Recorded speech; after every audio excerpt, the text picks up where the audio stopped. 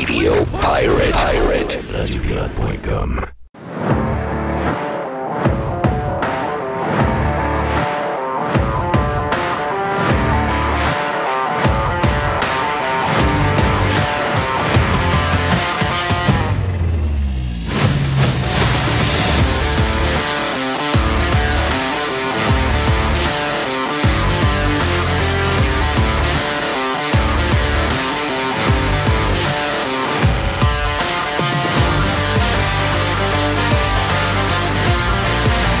OK, on court. On s'installe. On est bien installé. Jerry, t'es bien installé? T'es prêt? Oui. OK, parfait. Oui. Mr. White, t'es prêt? À Jeff? Non, c'est plus tard, ça. Ah, c'est plus tard. Je sais même pas s'il y en a une poubelle aujourd'hui, donc... C'est vrai. J'ai pas vérifié la deuxième partie. Je me concentre sur la première. Qui a fait le vidéo modifié avec l'AI de Justin Trudeau avec Colbert? Je pense que j'ai pas vu ça. T'as pas vu ça? C'est extraordinaire, sérieux. C'est vraiment Moi, j'ai drôle. écouté l'original.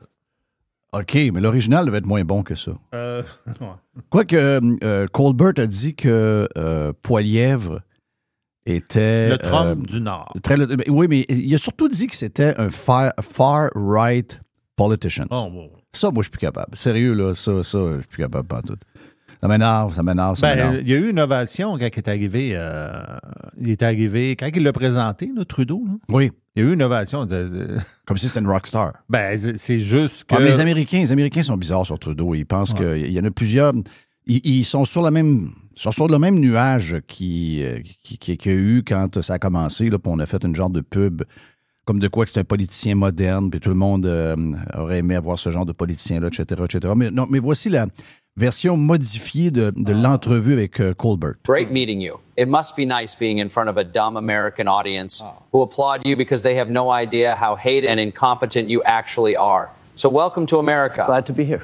Now, so do all Canadians hate you? Yes, they do. Good. Just Yes, make they sure do. you know. That What we do might here. be part of why I'm here. Exactly. Is that because you literally shut down people's bank accounts in 2022 like a dictator might? Well, as many know, my real father is Fidel Castro, one of the greatest authoritarians of the 20th century. I don't think so. Oh, okay. No, it's true. You see, my father was the prime minister during the 1970s, and my mom wasn't a huge fan of his, similar to how all Canadians hate me, so she was cheating on him quite a bit.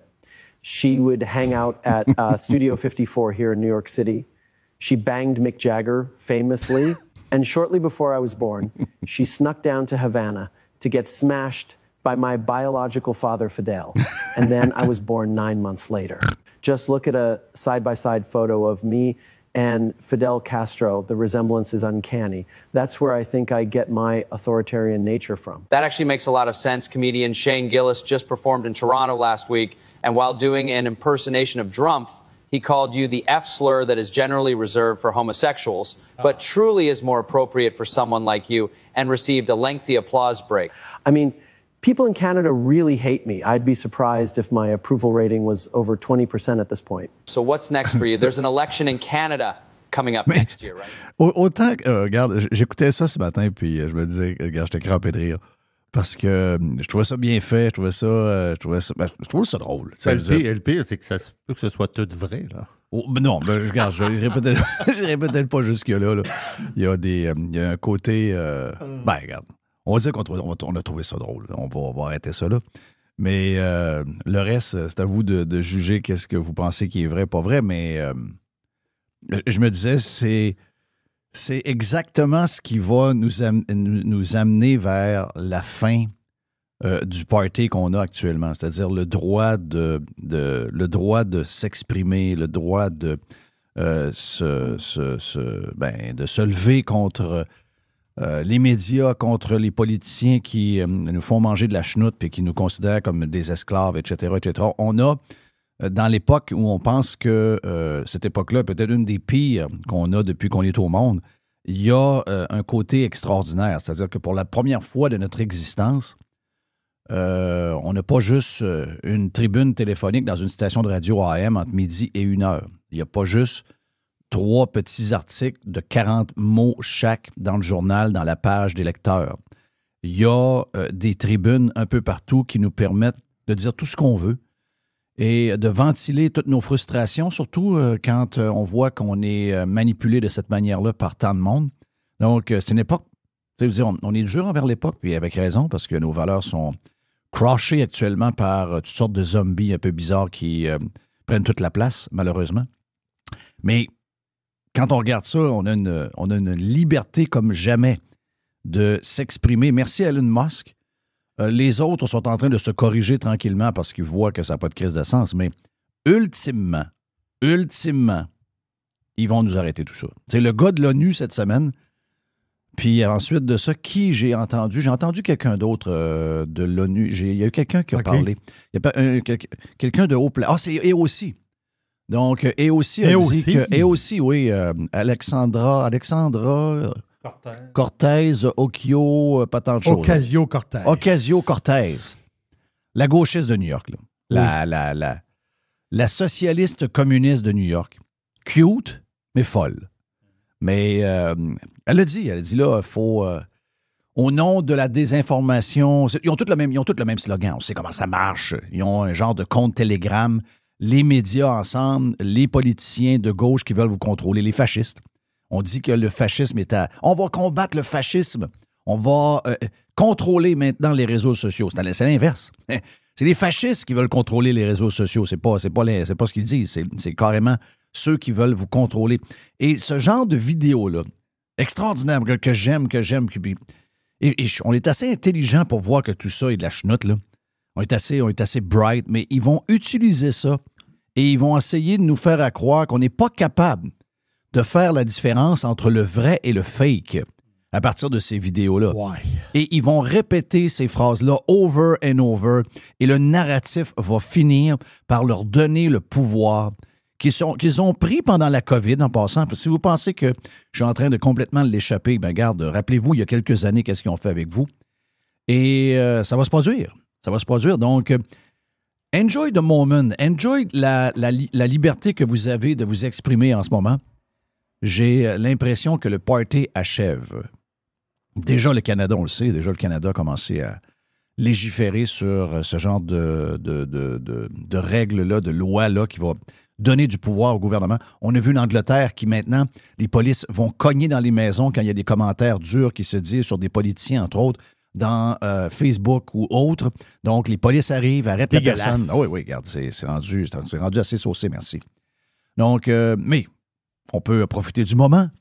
Et je trouve que la vidéo est excellente. Donc, je ne sais pas qui le fait. Puis je ne sais pas si c'est avec l'aide de l'intelligence artificielle. J'imagine que oui. Parce que pour la voix, oui. Pour le dos, il y a un peu d'éditing à travail. Il y a un peu de travail, ce que j'appellerais du travail... comment est-ce qu'on appelle ça? Autre que l'intelligence artificielle, donc quelque chose de plus traditionnel au niveau du montage. Mais c'est juste cute, c'est juste drôle. Mais ces innocents-là, je vous le dis, là, ces innocents-là vont se servir, peut-être pas de cette vidéo-là, peut-être, mais d'autres vidéos semblables, pour dire, hey, une chance qu'on est là pour vous protéger. On va vous protéger de cette désinformation-là, parce que vous êtes trop cave pour voir la différence entre le vrai et le faux. C'est ça, c'est comme ça qu'ils vont se servir de l'intelligence artificielle et de tout ce qui se fait sur les réseaux sociaux pour brimer notre liberté d'expression et nous censurer de plus en plus. Hey, sujet du jour, de ce que j'ai pu voir, autant à gauche qu'à droite, puis vous allez me dire, Jeff, il est biaisé parce qu'il est dans l'industrie du golf. Mais le sujet du jour, et j'entendais Mr. White juste avant de commencer, qui écoutait quelques entrevues à la radio qui avaient été faites un peu plus tôt ce matin sur le sujet, entre autres avec Caroline Proulx, qui est la ministre du Tourisme, concernant le 9 millions de dollars qui a été donné en subvention pour la Coupe du Président. Okay? Donc, la Coupe de golf qu'il y a en fin de semaine. C'est le journal La Presse qui sort cette nouvelle-là. Et là, tout d'un coup, un peu comme avec les Kings de Los Angeles, tout d'un coup, un des plus petits montants qui probablement qui vous a été dépensé en cave au cours de la dernière semaine, c'est probablement le plus petit montant et le plus insignifiant, mais c'est celui sur lequel la gauche va frapper, aidé par des gens de droite également, je dois le dire, parce que Je vais juste vous dire que personnellement, je suis contre toute forme de subvention partout. OK?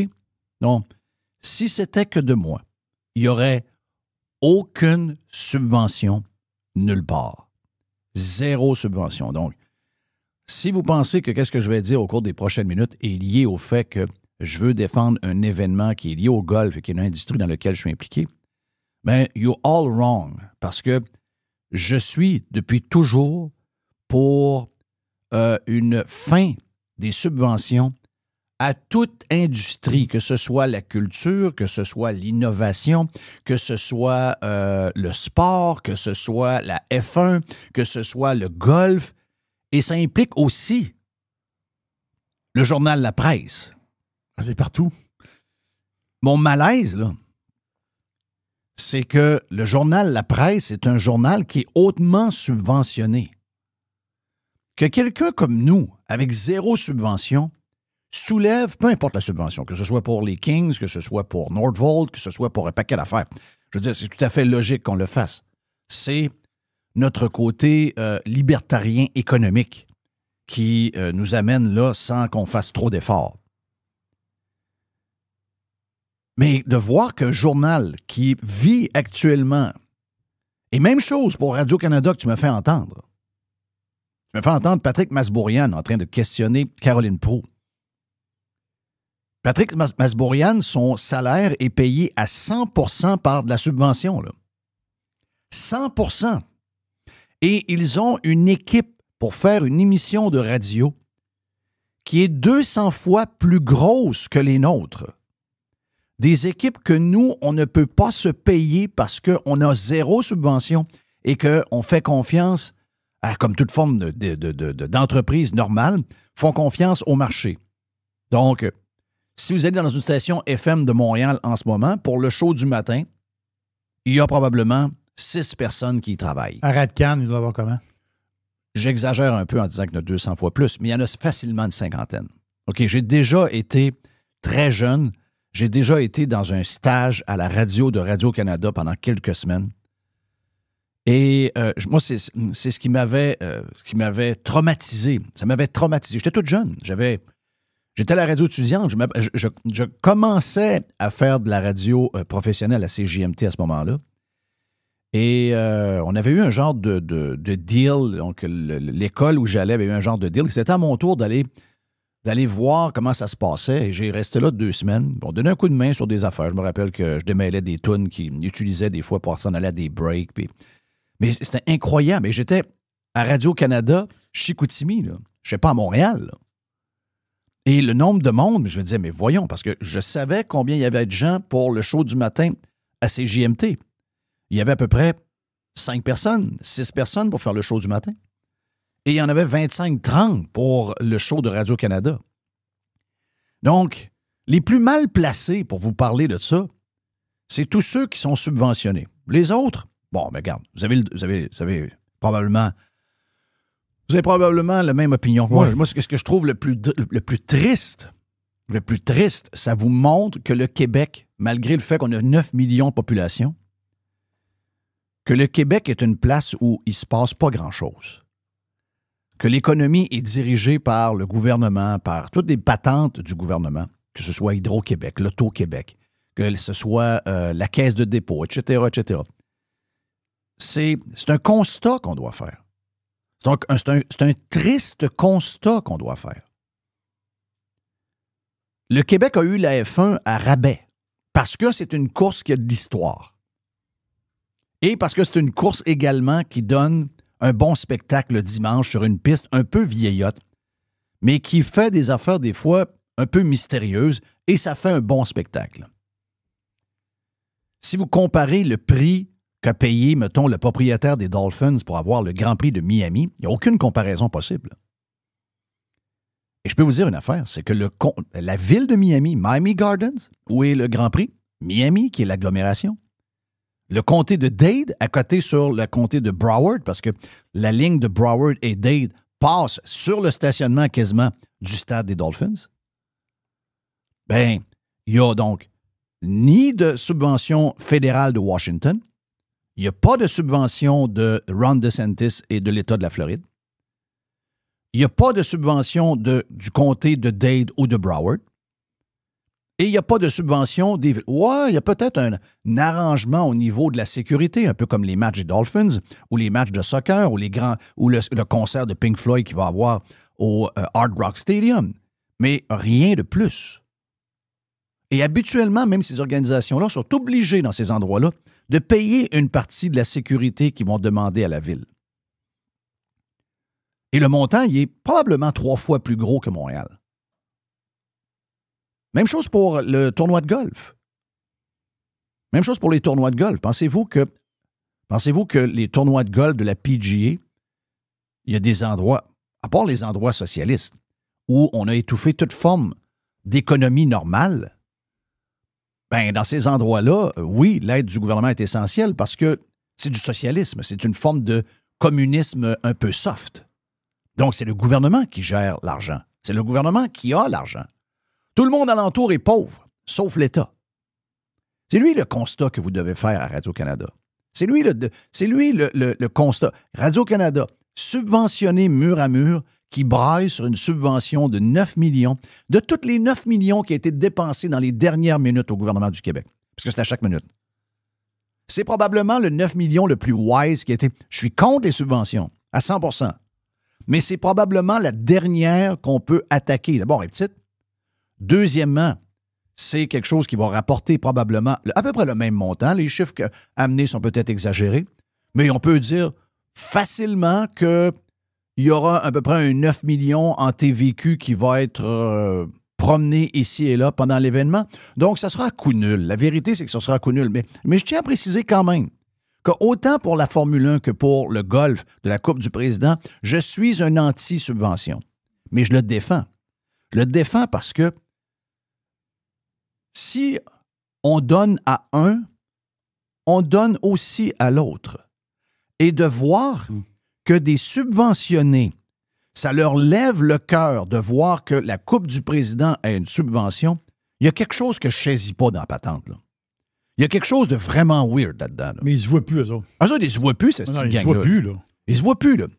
Les mêmes qui sont pour des projets de tramway qui coûtent 10 fois le prix d'ailleurs et qui se posent jamais aucune question sur des dépenses de milliards. Jamais.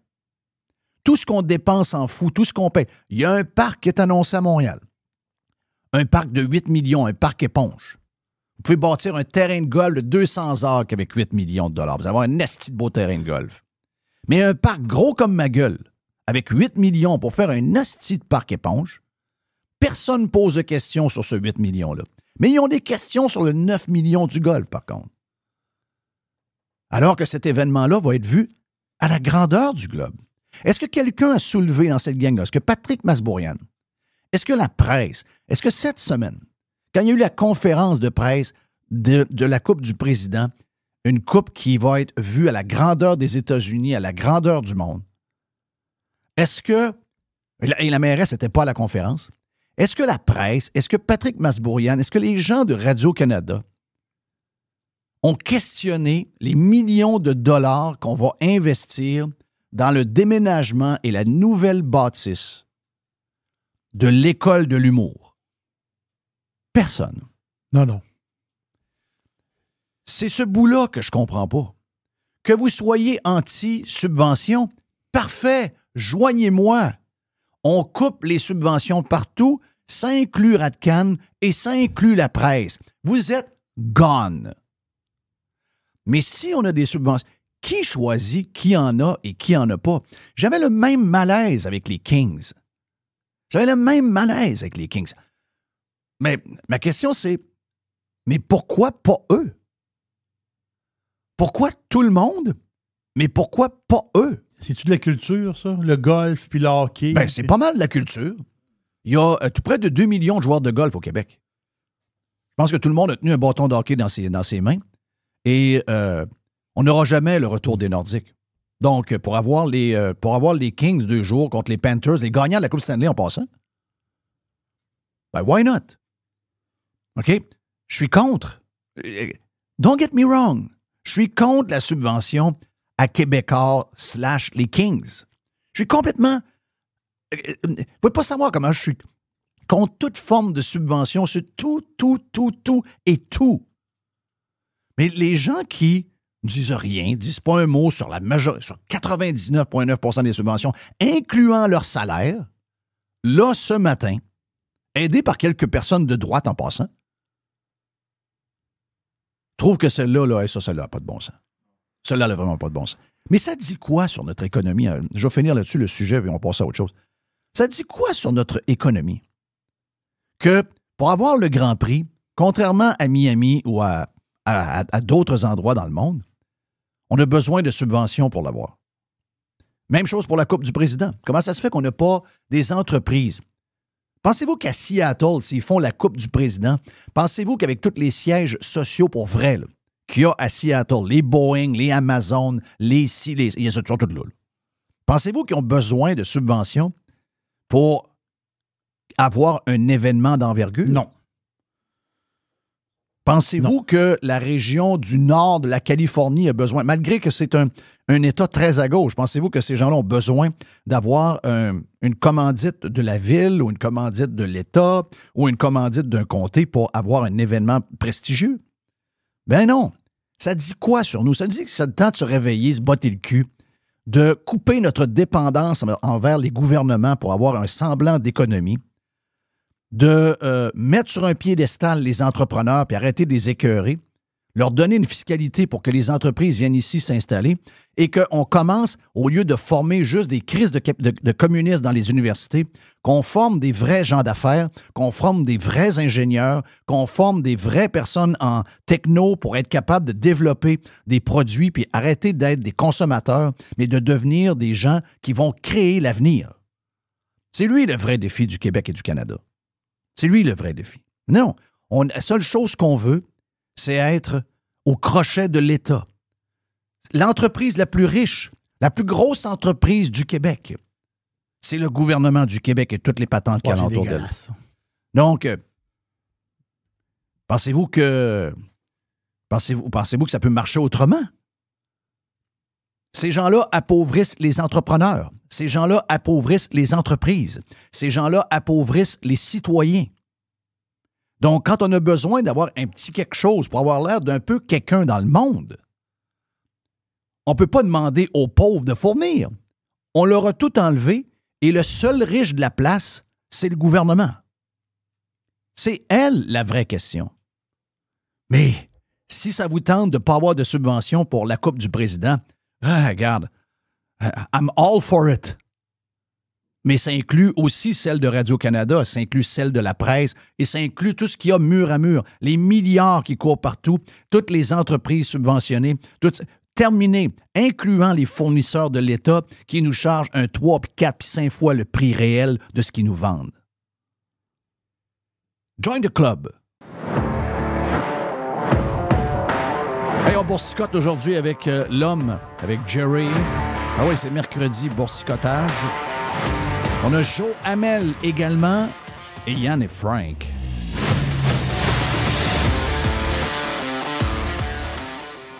Every hour. Juste du bon stock. Radio-Pirate.com. Juste du bon stock. La radio pirate de Jeff Fillion. RadioPirate.com. Here comes the money. Here we go. Moi, je fais pas de recommandations.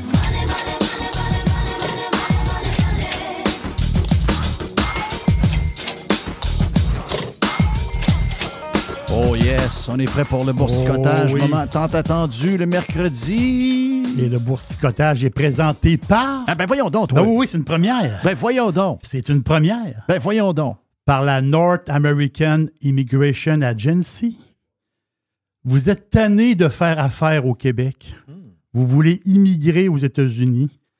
Mais pour beaucoup de monde, vivre aux États-Unis, c'est un rêve. Et c'est un rêve qui peut devenir possible. Acheter ou lancer une entreprise aux États-Unis peut vous qualifier pour un visa. Ça, on le sait, ça prend un visa. Pour vous et pour votre famille. 100% des pirates qui ont fait confiance à la North American Immigration Agency. Et j'en connais plusieurs. On l'appelle la NAIA. Oui. Mais le petit nom, on peut dire Naya.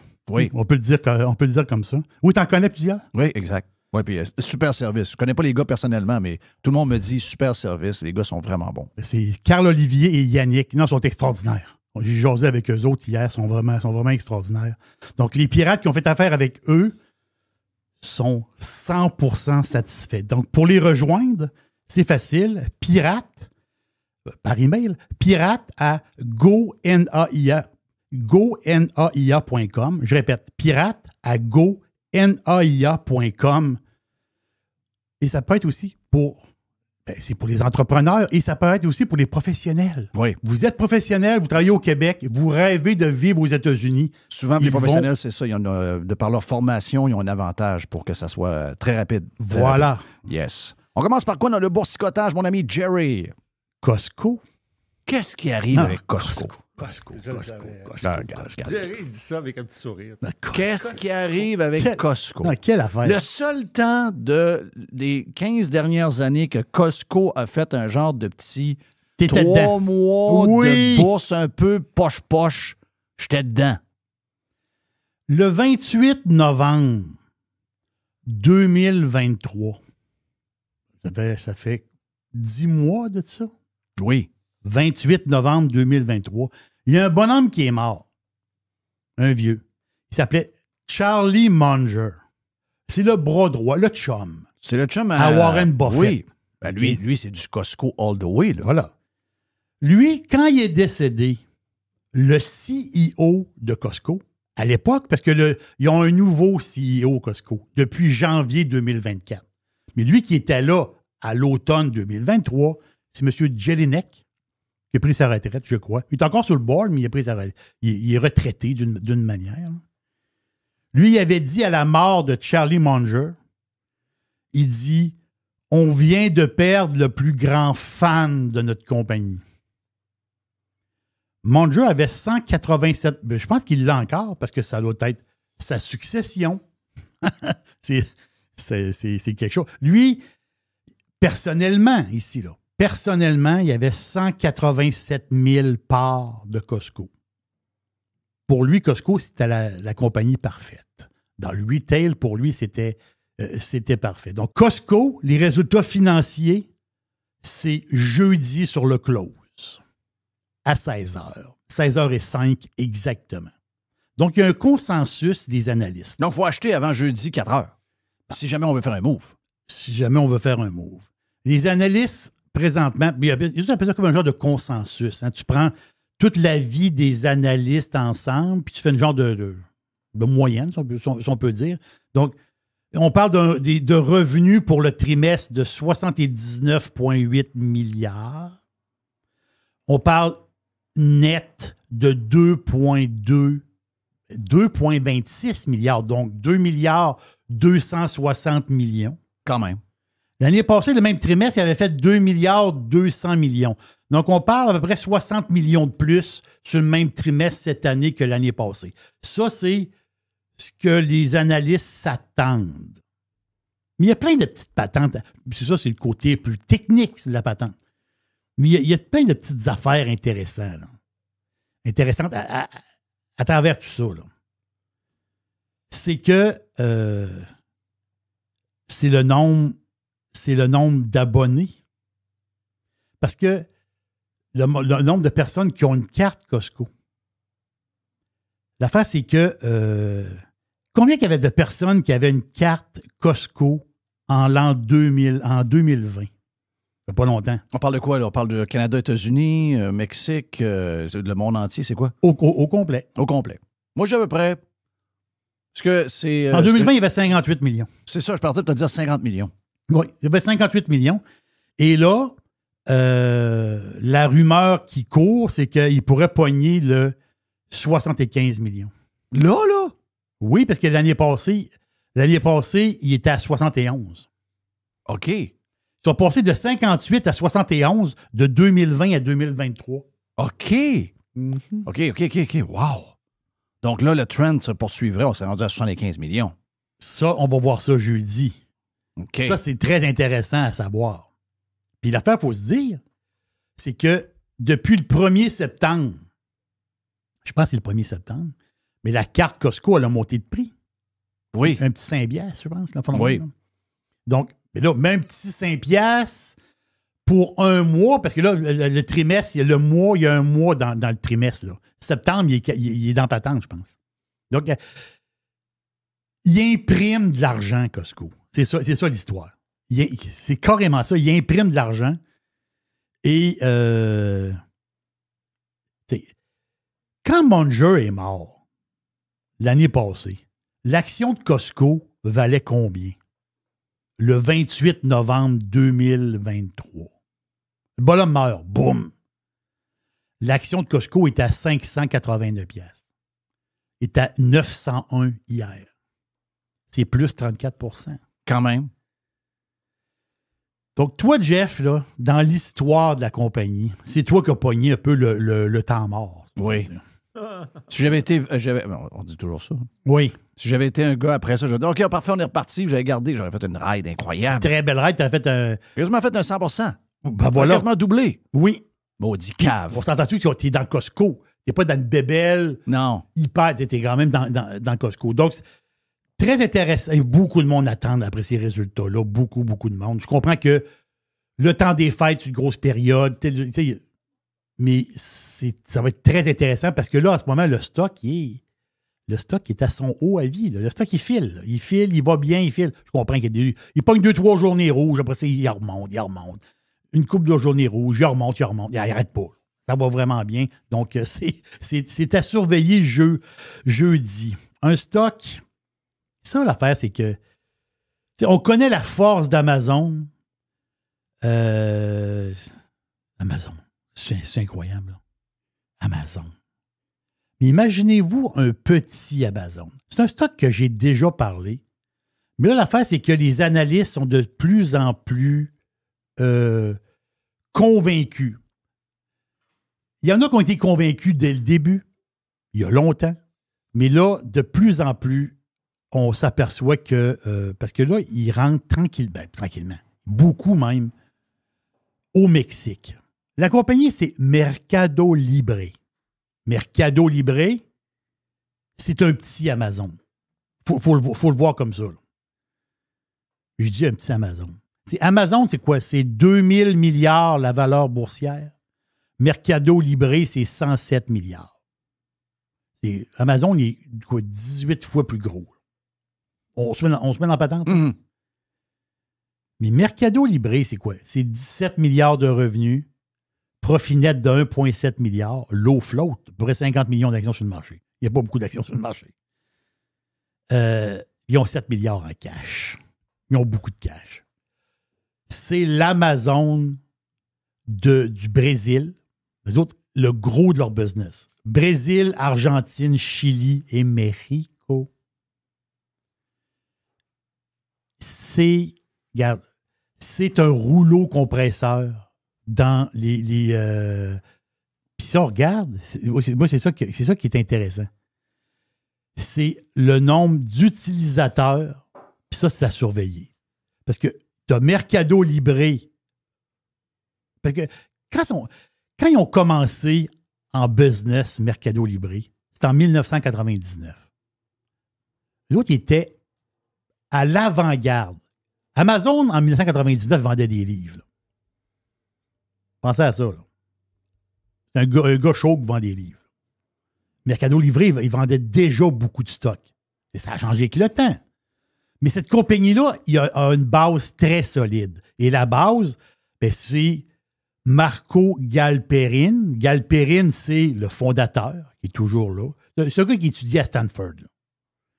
Mais c'est lui qui a lancé ça. Et au début, ils ont fait rire un peu d'eux autres. Là. Avec le temps, on voulait voir la progression de ça. Mais là, Mercado Libre, il vient de mettre un pied dans quelque chose qui est tout à fait à watcher. Là. Eux autres, ils ont un système de paiement. Oui, ils vendent. C'est comme Amazon. Okay? Le stock, les bébelles, les affaires. Amazon. Mais en ce moment, ils ont un système de paiement qui s'appelle Mercado Pago. Donc, c'est un peu un genre de Apple Pay, si on peut dire. Mais présentement, JP Morgan se sont associés avec eux autres pour qu'au Mexique, Mercado Pago soit une entité comme une banque. Donc, Mercado Libre, via Mercado Pago, vont pouvoir faire des prêts à des entreprises, à des individus. Donc, en plus d'être un genre d'Amazon, il va y avoir comme sur le side Mercado Pago, une genre de banque. Ils vont pouvoir prêter de l'argent. En ce moment, ils travaillent là-dessus. Ça, eux autres sont à watcher pour vrai, là. Vraiment, là. Tu sais, à date, en 2000, on parle de 2024, là. Le code, c'est MELI, M-E-L-I. Le stock a fait quoi? 36 % de hausse en 2024. Amazon a fait combien? 29. Donc, techniquement parlant, point de vue boursier, MELI a mieux performé qu'Amazon en 2024 spécial. Mais on ne compare pas les deux ensemble, là. Mais ce que je veux dire, c'est que c'est un stock de croissance à surveiller.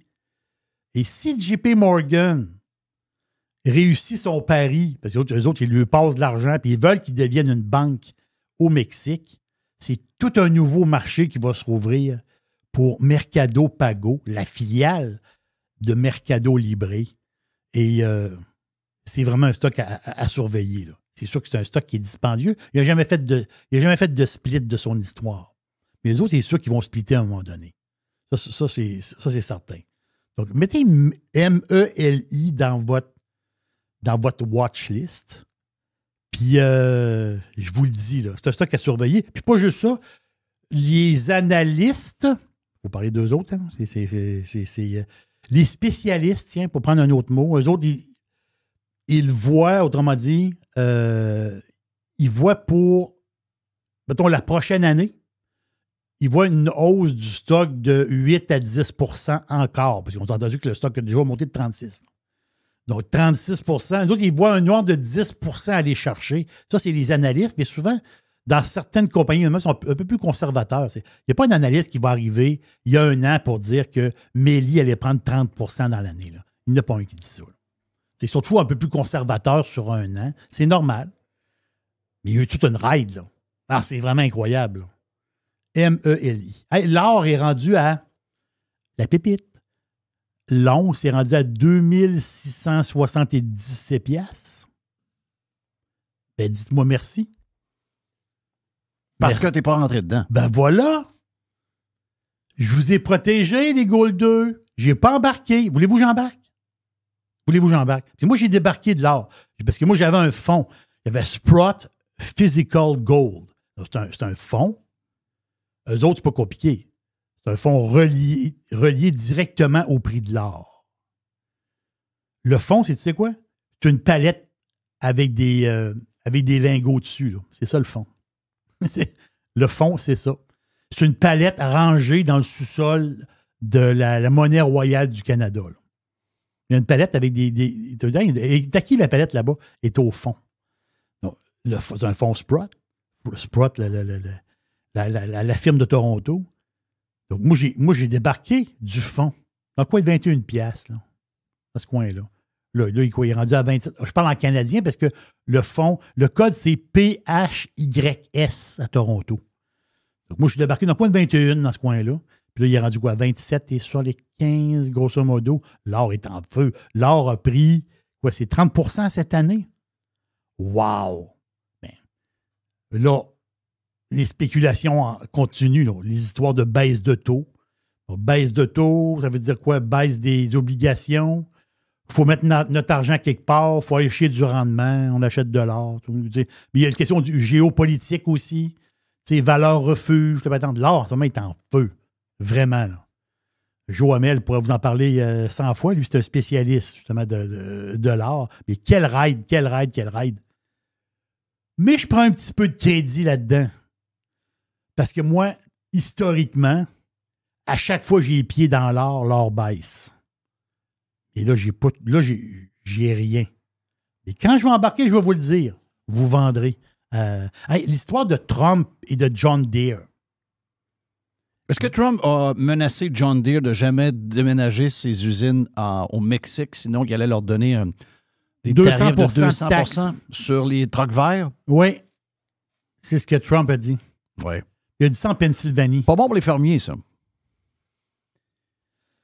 Ben, ça, c'est du protectionnisme. Là. On s'entend-tu, là? Parce Il y en a qui sont pour. Il y a beaucoup de monde qui sont pour. Ben oui, même dans les gens de droite. Oui, ben parce que l'affaire, c'est que l'histoire là-dedans, là, c'est que Deere ont clairé 800 jobs dans l'Illinois puis dans l'Iowa cette année. Là. Ils ont clairé du monde, 800 personnes.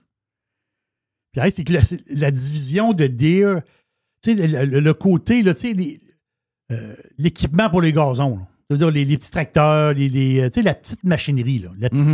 C'est ce côté-là qui a un ralentissement chez Deere.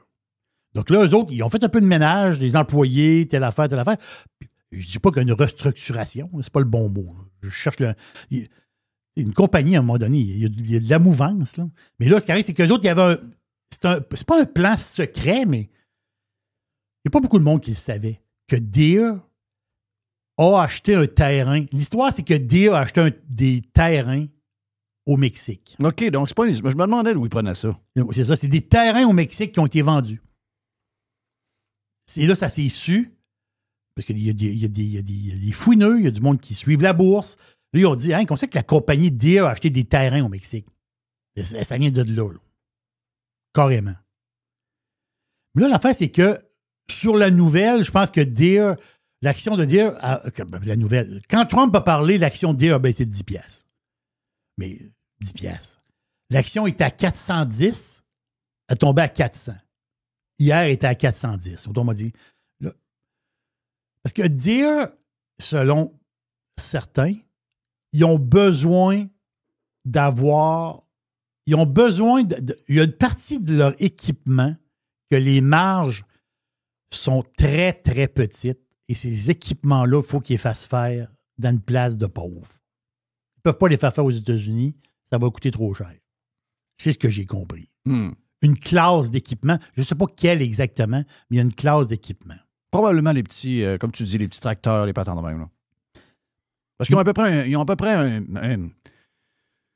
ils ont 1000 par rapport à certains gros joueurs contre qui ils se battent. Là. Okay. Les Craftsman, tout ce qui est fait là, par la compagnie qui fait tous les appareils pour eux autres. Là, ceux qui font des moteurs. Là. J'oublie toujours le nom. Subbridge and Oui, Stratton. exact. Ils font beaucoup d'après moi, qui font beaucoup d'équipements du genre. Ils sont probablement le plus gros compétiteur parce qu'ils ont leur propre brand, je pense, mais ils font des tracteurs pour à peu près tout le monde. Et je pense que c'est leur plus gros compétiteur. Mais tu sais, il y a toujours un 1000. Donc, les gens, des fois, ils vont se dire, oh, regarde, un 1000 de plus ou un 800 de plus, on va prendre l'autre. Mais si tout le monde va avoir un John Deere, tu comprends? Ben oui. On veut tout avoir le vert avec le jaune. Jaune et vert. Ben oui, on veut tout. Mais ce que j'ai lu, il y avait plusieurs affaires là-dessus. Là, plusieurs manières de penser, comme tu dis, le côté protectionnisme, Trump, la patente.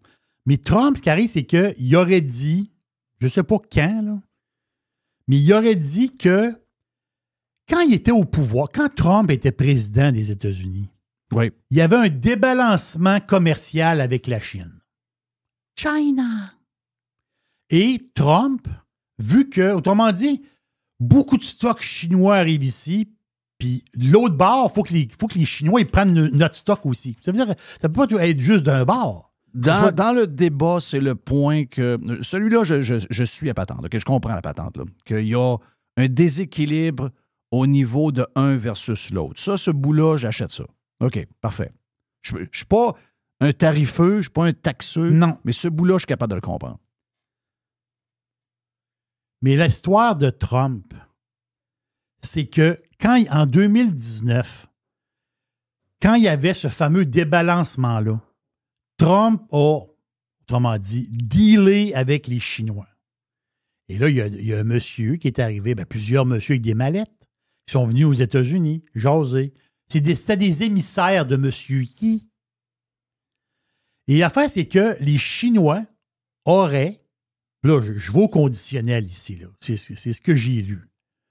Les Chinois auraient signé un deal avec les Américains pour acheter 50 milliards de dollars. Parce que les Américains ont dit qu'ils avaient besoin de quoi, vous autres? À un moment donné, il y a un débalancement commercial. Les Chinois, ils ont dit, ils avaient besoin de quoi? Les Chinois, ils ont le besoin d'équipements agricoles. OK, parfait. Bon, on a, nous autres. On a des compagnies qui fabriquent du stock agricole. Fait que les Chinois auraient signé un deal de 50 milliards de dollars pour l'achat d'équipements agricoles. Mais ce deal-là n'a jamais été complété. Puisque Trump a perdu le pouvoir. L'affaire COVID arrive, Trump s'en va. Ce papier-là, il aurait été signé. C'est ce que je comprends. Donc, Trump, il dit, quand je vais revenir au pouvoir, ben, une des premières affaires que je vais faire, je vais prendre le téléphone, puis je vais appeler Z. Puis je vais y rappeler qu'ils ont signé un papier pour acheter beaucoup de stock. Donc, c'est pour ça que ceux qui suivent la bourse un peu, certains analystes, ils disent, oui, mais si Trump rentre au pouvoir, ben, ça peut être excellent pour les firmes comme Deere, justement, ce deal-là avec les Chinois. Donc, vous voyez un peu la mouvance, la patente, là. Donc, le stock de Deere, il a repris un peu, puis il va très, très bien depuis un bout, là. Mais Deere a besoin pour certains équipements, de fabriquer à moindre coût. C'est le défi présentement, mais il y aurait un genre de deal de 50 milliards de stock, une patente. Ben voilà pour le boursicotage sur Radio Pirate. Joe Hamel est le prochain. Le stock taponne.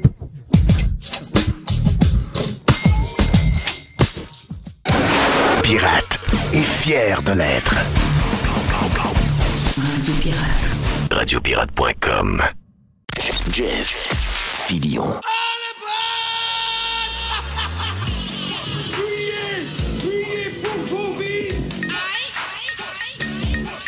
Bitcoin.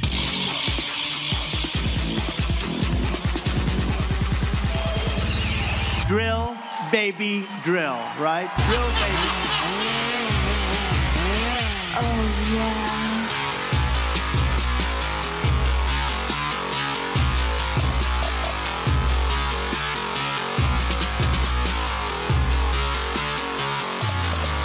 Grosse semaine, mon Joe.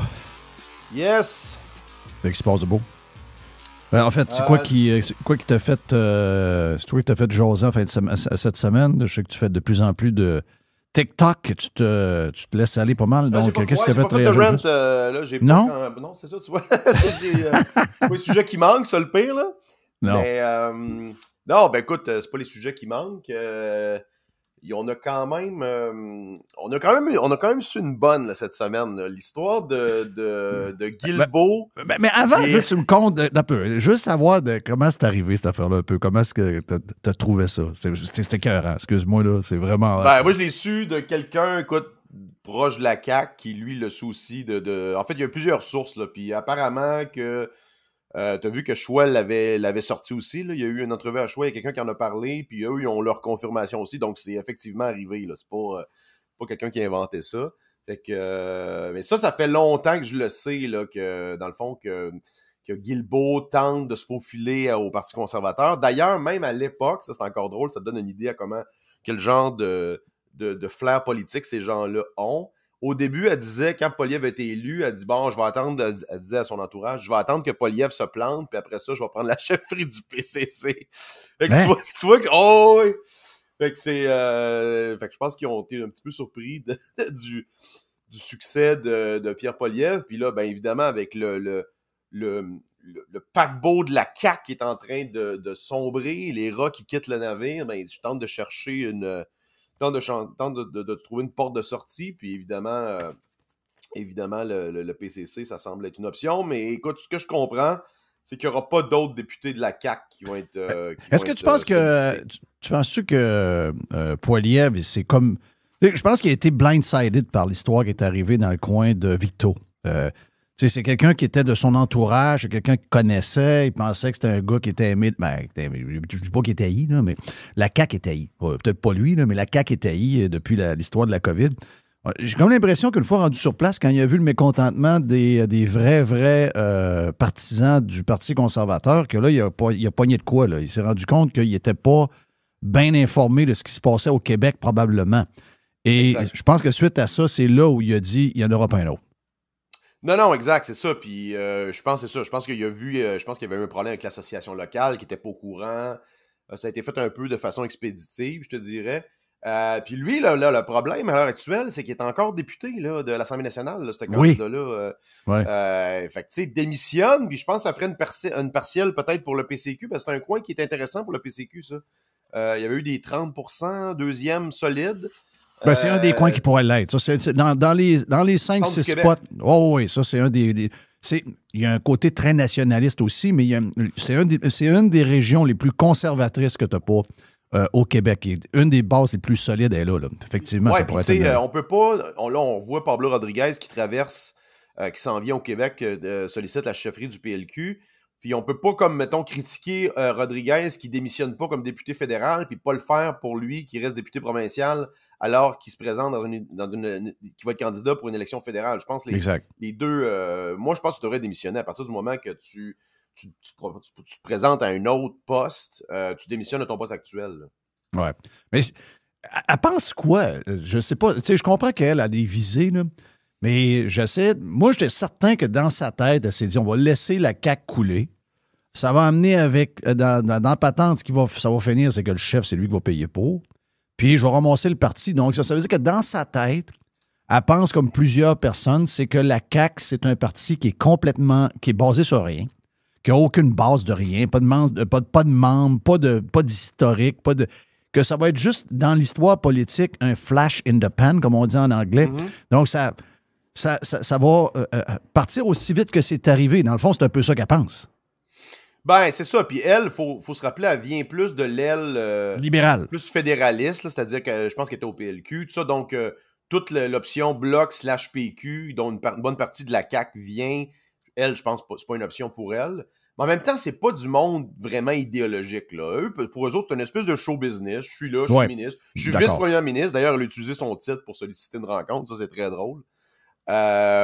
Et là, dans le fond, ils pensent qu'eux, ils demeurent des acteurs politiques pertinents malgré la chute spectaculaire de la CAQ. Alors que tu vois qu'ils ont un très mauvais flanc politique. Là. Tout votre régime est en train de s'effondrer. Puis le PCC aurait aucun upside d'avoir une candidate comme elle dans la région de Québec. Alors que tu peux avoir des candidats qui vont gagner là, dans ce coin-là. Parce qu'elle, c'est Louis Hébert, hein, je pense. Oui, c'est Louis Hébert. C'est le comté d'Amad.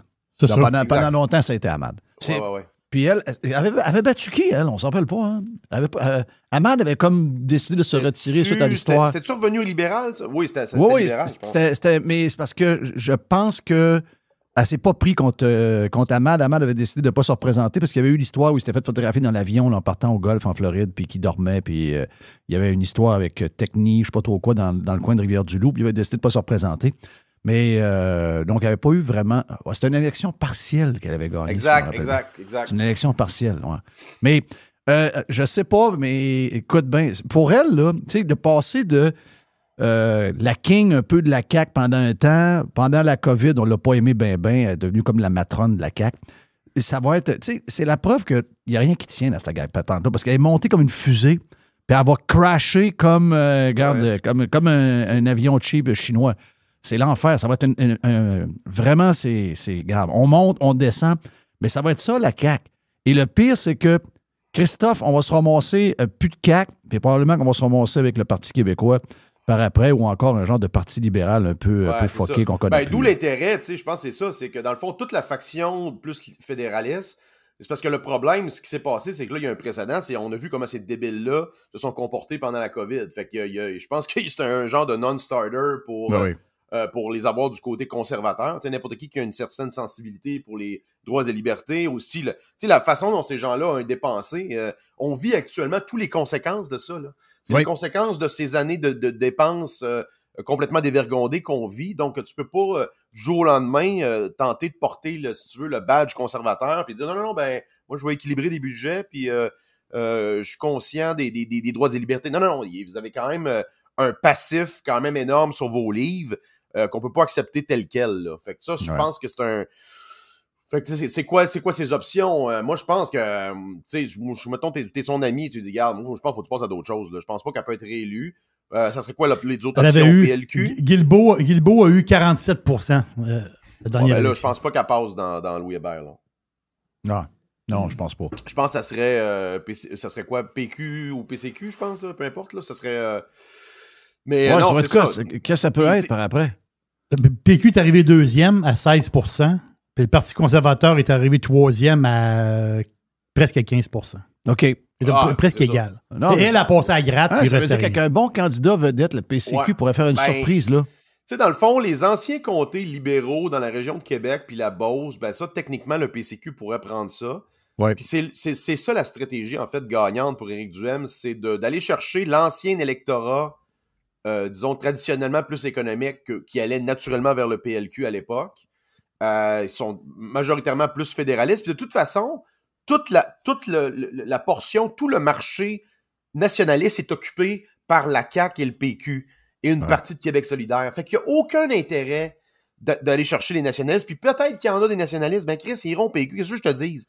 Le marché est plus intéressant d'aller chercher la droite économique et l'ancienne pointe de terre du PLQ, puis aller chercher les Anglos ici à Montréal. Ah non, c'est pas possible. Ben, il y a des comtés qui sont deuxième PCQ, puis si tu continues de doubler la mise, parce que où le PLQ s'en va avec des candidats pas trop impressionnants, et le lieutenant de Justin Trudeau, qui est probablement le gouvernement le plus impopulaire de l'histoire des pays du G7, s'en vient. Là, tu pensais que ça va revirer puis qu'ils vont prendre leur position. Mais non, ça s'en va nulle part, ça, là. Ben non. Fait que, elle avait pensé à ça en parlant de Guilbeault. Elle avait, de ce qu'on me dit, de personnes proches d'elle, c'est qu'elle a eu la réflexion sur la chefferie du Parti libéral. Ben, ça n'aurait pas été techniquement fou, mais là, c'est rendu tard. Il y a plusieurs candidats. Il aurait fallu qu'elle l'annonce comme avant, qu'il y ait des sondages qui montrent qu'elle est favorable, mais tu sais, en même temps, je pense pas qu'elle est aussi... Tu sais, quand on l'écoute parler one-on-one, tout ça, je sais pas si elle a... C'est-tu vraiment une chef? Moi, je suis pas certain. Là. Non, effectivement. Qu'est-ce que tu penses de tout le développement de Nordvolt là, dans les derniers jours? Moi, regarde, juste de même, je suis un peu surpris de voir la réaction des chroniqueurs et des médias à quelque chose qui était évident dès le départ. Puis, c'est pas pour rien que Fitzgibbon n'est pas parti pour sa blonde. Mais non, okay? Il y a personne alors, c'est l'amour, Jeff, il est parti pour l'amour. Amour, on va arrêter, là. Mais tout ce qui se passe là, je veux dire... puis, je suis un peu surpris de voir que pour le monde... oui, il y a quelques chroniqueurs qui ont vu un genre de... Ils ont comme eu un genre de petits coups de pied dans le derrière, là, puis ils ont tous fait un texte en même temps, ou à peu près. Mais le monde n'est pas sans crise de Nordvolt qui l'ont été des Kings. Alors que c'est un montant complètement insignifiant si tu compares la patente. Mais moi, je pense que c'est le coup de grâce pareil. Là. On se demandait s'il y avait une chance que le PCQ, même avec un chèque de 2 000 donné à tout le monde, pas le PCQ, mais la CAQ, revienne. Là, je pense que c'est fini. Là. D'après moi, c'est fini. Non, c'est absolument terminé. Je pense que c'est le dernier clou dans le cercueil. Puis tu vois que la CAQ, c'est un gouvernement, un gouvernement, un lame duck. Là. C'est-à-dire qu'il n'y a plus de pouvoir. Tout le monde sait qu'ils vont être battus. Probablement pas capable de remplir des salles. Là. Tu vois qu'ils sont là, ils ont le pouvoir jusqu'à la prochaine élection, mais là, ça va vivoter là, jusque-là. Je pense que c'est un dossier qui est un peu plus complexe que les Kings. Les Kings, c'est facile à comprendre. C'est des millionnaires, on paye. Pourquoi qu'on paye? Je pense que 1 + 1 fait 2. Fait que je pense que le outrage public est probablement plus facile à créer qu'avec Nordvolt. Parce que je pense qu'il y a quand même une grande partie de la population qui croit à tort que c'est quand même le rôle du gouvernement de tenter d'amener ces entreprises-là, alors que c'est pas le cas. C'est pas le cas parce que les incitatifs sont pas là. Tu vois, quand il y a des bonnes décisions, c'est rare. Puis quand il y en a des mauvaises, il n'y a aucune conséquence. Comment tu penses de monde qui vont être dont leur bonus va être coupé ou qui va être congédié d'Investissement Québec pour ce placement désastreux-là? Je pense qu'on a donné pas loin de 750 millions à date à cette compagnie-là. Ouais. Ça arrive à un moment où, c'est drôle, nous autres, on en parlait, ça fait quoi, un an et demi de ça, qu'il y avait déjà un ralentissement dans tout le domaine des batteries. Tous les secteurs des EV, ça ralentissait. La bulle était déjà passée. Ben non, eux autres, ils ont doublé la mise sur quand même des bêtes. Tu sais, c'est très... c'est majeur comme projet. Puis ils sont allés all-in là-dedans. Personne ne pouvait questionner ça. Puis tu l'as dit. C'est drôle, là, les journalistes sont comme... Puis je pense qu'il y avait hier une intervenante à au 98.5, elle dit « Ah, mais là, c'est drôle, personne n'a questionné ça. » Puis c'est vrai qu'on n'a pas vraiment questionné le gouvernement sur cette orientation-là. On a peut-être mis tous nos billes dans le même... On met tous nos œufs dans le même panier. Ben, sacrément, vous venez de réaliser ça, vous autres-là? Là? Ouais, ben c'est un peu eux, puis qui ont embarqué le monde là-dedans dans toute l'histoire de toute l'histoire de la grénitude reliée au changement climatique. Toute la folie, puis ça, c'est Jerry, tu l'as bien exprimé en début de semaine. Christophe, c'est toute cette folie-là là, qui fait que on prend des décisions basées, ben d'abord rapide, très émotives, comme on l'est toujours, un peu désorganisé. Ah oui, là, ça prend, ils veulent avoir ça, on va montrer qu'on est des leaders de la grénitude, on va sauver la planète, etc. Cette crise de folie-là nous fait faire plein de conneries. C'est ça qui arrive, là. Ben exact. Écoute, ça, c'est... Moi, je pense que ça, on est pas mal en train de... Je pense qu'on est piqué là-dessus. Là, ça, d'ailleurs, c'est clairement en train de descendre. Comme toute la folie EDI, de diversité. Le wokisme, ça a probablement piqué aussi dans les derniers, je pense, 12-18 mois. Par contre, nous autres, on est encore pognés là-dedans. On est encore pognés là-dedans, puis ça nous fait faire des placements qui sont désastreux. C'est toujours la même maudite stratégie. Regarde, une autre incohérence, parce que... C'est tellement drôle, comme tu dis, je t'écoutais hier l'histoire de si vous êtes green, ben justement, bâtissez des routes. Là, on est cordé sur les autoroutes à 2 voies. C'est pas vraiment plus green d'avoir des chars qui bougent pas. Là, fait qu'il y a comme il y a plein d'incohérences là-dedans. Il y a un projet dans la région de l'Outaouais où avec tout le conflit russe-Ukraine, puis avec je te dirais la situation qui s'envenime tranquillement avec la Chine, il y a un paquet de minéraux critiques qu'on a pas mal moins accès, dont eux autres, c'est-tu du graphite, ça? C'est l'omico. Ah, pas loin du lac, là? Pas loin du lac, quelque chose, là? Que tout le monde se lève debout. Eux autres, dans le fait, c'est que ce qui est drôle, ce qui a comme un peu créé la panique, c'est que le ministère de la Défense, le département de la Défense américain, eux, ils ont un stockpile de métaux critiques. C'est-à-dire qu'ils ont une réserve de lithium, ils ont une réserve de graphite, ils ont une réserve dans le cas de conflit, je sais pas, whatever, là. Puis quand ils ont vu que les chaînes d'approvisionnement avec la Chine, etc., étaient perturbées ou on avait de la misère à s'approvisionner, ils ont débloqué de l'argent pour accélérer des mines en Amérique du Nord, dont ce projet-là qui est en Outaouais. Donc, en droite lignée avec l'idée de développer les métaux critiques au Québec pour X, Y raisons, dont les voitures électriques, etc. Ben non, est-ce que le gouvernement se braque avec une couple de manifestants de ce coin-là parce que, oh non, on veut pas ça de ça, l'armée américaine dans notre cour arrière, exact. nous autres, là, c'est mauvais. Là, tu vois à quel point c'est totalement incohérent. C'est juste cohérent quand c'est le super ministre qui s'en va couper le ruban. Mais ils sont pro-Ukraine, par exemple. Exact, ben c'est ça. L'armée américaine, c'est bon quand faut envoyer des tanks puis des avions en Ukraine, mais quand c'est totalement incohérent. On n'est rien capable de bâtir ici, à part ce qu'il y a le saut d'approbation de la caisse puis d'IQ, avec tout le style de raquettes au travers de monde qui font probablement une pièce avec ça, parce qu'elle est là, tu sais, c'est ça nie de la corruption, là. Comment tu penses de monde qui ont billé au travers de ce projet-là de Nordvolt? Oui, écoute, ça doit être... Ah non, mais je ne sais pas qu'est-ce qu'ils ont fait avec l'argent à date, là, mais de ce que je comprends, il y a juste une préparation de terrain, là. Donc, tu l'as vu la photo, probablement le terrain est assez gros, ils ont comme tout excavé, ils ont... mais tu sais, en même temps... écoute, ça doit être incroyable. Joe, le capital doit se détruire là-dedans, ça doit être incroyable. Ouais, mais Joe, je te le dis, là, je sais que tu n'es peut-être pas un maniaque de golf, mais que tu viennes à Québec, je vais t'inviter à Tempête, jouer un des 2 terrains. Le dernier, on vient de bâtir sur 10 millions de pieds carrés, 200 acres. Regarde, c'est un projet extraordinaire. C'est un projet gigantesque. Pendant 4 ans, 5 ans quasiment qu'on l'a bâti.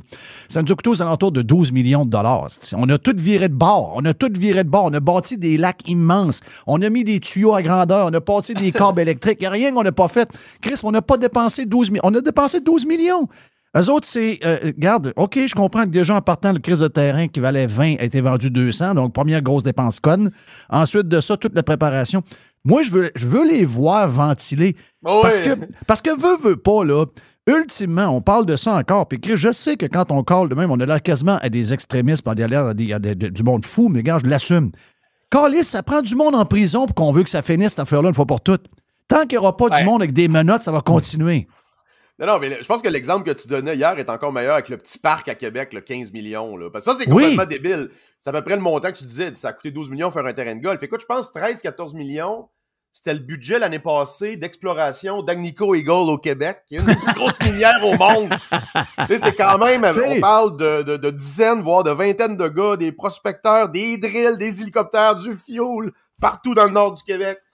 Chris, un parc en face du Château Frontenac va coûter 15 millions, mais c'est une place de fou, il n'y a plus rien qui marche, ça. Non, il n'y a plus rien qui marche. Mais je te le dis, tant qu'il n'y aura pas...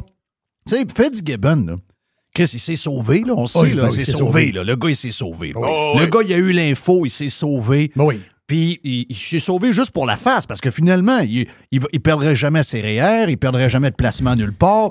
Il vivra pas ce que j'ai déjà eu, moi, d'avoir des huissiers dans la maison chez nous, à apprendre le numéro de série de la tondeuse, Chris. Donc, il n'y a pas de stress financier, rien. Juste pour son image, puis savoir que s'il veut avoir... même l'image, il se replace d'un matin, il n'y a personne qui va être redevable de... Tu sais, il se replace... D'ailleurs, il n'y a pas de conséquences, c'est ça qui est incroyable. Il y a zéro conséquence, c'est ça qui est complètement débile. Il y a zéro conséquence. Oh, une petite tempête, Richard Martineau va virer de bord, l'autre va virer de bord, Emmanuel Latendresse va faire un genre de patente à ajoute avec Paul Larocque. Paul Larocque va dire, mais ça va recommencer demain, c'est un autre genre de projet qui va être à la mode à ce moment-là, puis on va se tirer là-dedans, puis on va mettre de l'argent du monde. Chris, on est pauvre. On est pauvre, on n'a pas une scène, on ne peut pas embarquer dans ces affaires-là, on peut pas. Puis, by the way, les chars électriques, le gars de Ford le dit, c'est les Chinois. OK, là? On va arrêter. Là. C'est une erreur stratégique incroyable depuis 10 ans d'avoir donné ça dans les mains de la Chine. Là. On les a donné les clés d'une industrie mondiale qui va nuire aux États-Unis et à des pays comme l'Allemagne, là, si tu veux, qui étaient des leaders là-dedans. Mais pour revenir, c'est un peu ça l'origine du problème. Puis là, t'écoutes PSPP là, qui braille contre Nordvolt, puis t'as l'autre de QS, puis t'as l'autre du PLQ. Ça aurait été pire avec vous autres, en fait. C'est ça qu'il faut comprendre. On s'en va que PSPP puis le PQ, l'avocat qui n'a jamais rien closé de sa vie, des scandales comme ça, eux autres, c'est des nationalistes économiques encore pires que la CAQ. C'est pas eux, de la manière qu'ils le présentent, le scandale, c'est que Fitzgibbon est parti, puis là, c'est rendu le projet de Legault. Non. Le problème, c'est que l'État choisit les gagnants et perdants, puis dirige des milliards de dollars en argent des contribuables dans des projets comme ça qui, autrement, ne peuvent pas lever de l'argent, ne peuvent pas lever des capitaux privés. Tu l'as dit hier, Nordvolt, c'est pas capable de lever de l'argent ailleurs. Les projets qui sont capables de lever, ils sont capables de lever des capitaux en privé. Est-ce qu'il peut avoir une espèce, je te le donne, il pourrait avoir un genre de tax break, une espèce d'incitatif, fine. Oui. Mais d'apporter des contributions directes en capital action puis en cash, de faire de fou, ça marche jamais. Oui, exact. Tu ne payes pas d'impôts pendant 5 ans, pendant 10 ans. La ville ne te donne pas de taxe municipale pendant 5 ans, pendant 10 ans. Ça, tu donnes rien, tu reçois juste rien pendant que ça va bien, mais au moins, il y a peut-être 5000 jobs et tout le monde dépense dans le place. OK, parfait. Puis by the way, c'est ça, tu sais, ça en était un de mes rants récents sur TikTok, c'est l'impôt des corporations. Je pense qu'on donne à quelques dizaines de millions près, là, on récolte à peu près ce qu'on donne en subvention en impôt des corporations. Éliminez les deux, esti! Pourquoi les corporations payent des impôts? Ben oui, exact. Pourquoi qu'on paye des impôts? Les employés en payent, les investisseurs, les actionnaires en payent. Les TPS, TPQ, c'est administré bénévolement par les corporations, OK? Les compagnies sont créditées pour les intrants, mais c'est toujours bien nous autres qui fait déclaration puis qui fait comptabilise les taxes. Exact. Éliminez ça, l'impôt des corporations, éliminez ça demain matin, puis éliminez toutes les subventions. Done deal. Exact. La seule affaire que tu as des compagnies, c'est quand ils achètent une chaise, ils payent la TPS, payent la TVQ, il n'y a pas de remboursement. OK? Quand il fait venir un plombier, il y a une TPS, TVQ, parfait, paye il n'y a pas de remboursement. Donc, on vient de couper une tonne de fonctionnaires dans les bureaux fédéraux. Je pense que c'est le fédéral ou le provincial qui gère la taxe de vente. Tu viens de régler ça. Puis effectivement, je pense que c'est 10 milliards. À un moment donné, c'était 7, là, mais je pense qu'on est rendu à 10. Puis on en donne à peu près 9-10 aussi. Là. À peu près, exact. Donc, tu l'as. Ton paradis fiscal, tu l'as.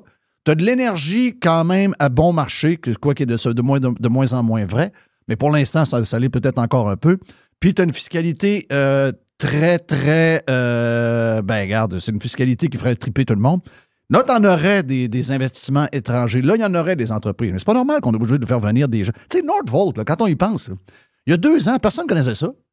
Mais c'est quoi cette affaire-là? Ouais, ça a toujours été ça? un peu comme ça a toujours été un peu le fleuron des startups de batterie, là, tu sais, il y en avait quelques-unes, là. Il y avait les Coréens, il y avait... ça a toujours été... Mais je pense que c'est comme la première qui... Parce que les autres, c'était toujours en partenariat avec genre Samsung. Exact. C'est ça, Ou un c'était des gros constructeur. C'est ça, lui. Fait que lui, c'est un peu plus lui, il a vraiment starté from nowhere, là, dont la Suède. D'ailleurs, c'est drôle de voir tous les articles en suédois que relaye Thomas Gerbet, où on se rend compte que finalement, la Suède, elle sauvera pas ça, cette compagnie-là. Là. Non. La fameuse Suède, en passant, c'est... Ah ouais, c'est ça. C'est ça. Là-dessus, ils sont corrects. C'est drôle, hein? Ouais, ils sont bons, mais ils sont pas tout le temps bons. Hein, puis là, c'est dans les mains de Fréchette. Là. Puis là, Fréchette, puis là, tu vois, là, c'est du pur, tu sais, du pur politicos, là, OK? Fréchette a dit, non, ben, ça a dit ça il y a une journée, là. Elle dit, non, elle dit ça il y a 2 jours. Elle dit, non, il y a le projet, là, il n'est pas affecté là, par... c'est comme une pause, en fin de compte, pour Nordvolt. C'est comme une pause. Et hier, elle dit, ouais, le bloc d'électricité là, qu'on veut réserver à Nordvolt, là, tout le monde veut l'avoir. Là. On t'a entendu, je pense qu'on va pouvoir le donner à d'autres personnes en attendant. Oui. Ça, by the way, c'est un autre style de corruption. Là. C'est une espèce de décision politique d'allouer ou pas allouer d'électricité. Oui. Alors que, on l'avait vu à l'époque avec les miners Bitcoin. Là, regarde, il y a un takeover sur Bitfarm là, qui est en train de probablement arriver, va être acheté par une Américaine.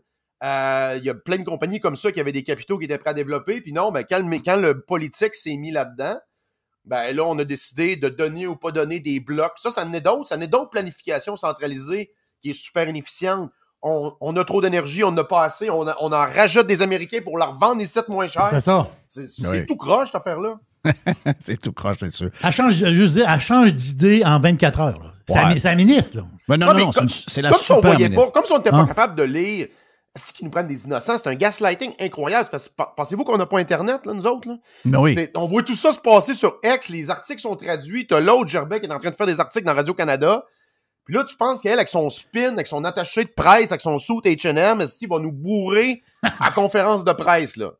Je sais qu'il y a du monde qui c'est jamais assez, là, mais Thomas Gerbet fait une caisse de job.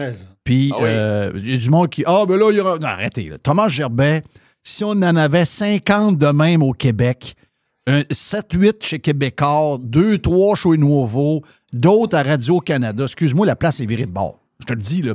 Si les journalistes faisaient le job comme lui, il n'est pas extrémiste, là. Il n'est pas dans notre gang tout le temps, ce gars-là. Là. Il fait juste sa job. Il fait juste une job normale. Les journalistes d'enquête. Moi, je pense que c'est le chaînon manquant. C'est le chaînon manquant de ce qui manque dans la société civile au Québec. C'est qu'il n'y a pas, justement, cette grippe des journalistes qui creusent des vraies histoires. Il n'y a jamais personne qui est redevable de rien. T'sais. Mais non, mais quand c'est le temps de fesser, c'est Radio de Québec, puis les complotistes. Puis non, on va mettre l'UPAC, par exemple, au cul de ceux qui avaient des faux passeports vaccinaux. Ben oui, ça, c'est des gros scandales, ça, tu sais. Oui, ça fait exact. de fou, voyons donc. Plus de Joe Hamel sur la version Prime de Radio Pirate. Et tout de suite, après le break, on a un autre podcast avec Yann et Frank. Vraiment un top mercredi, hein? Radio Pirate. Radiopirate.com. Faites partie de l'invasion. JeffFillion.com.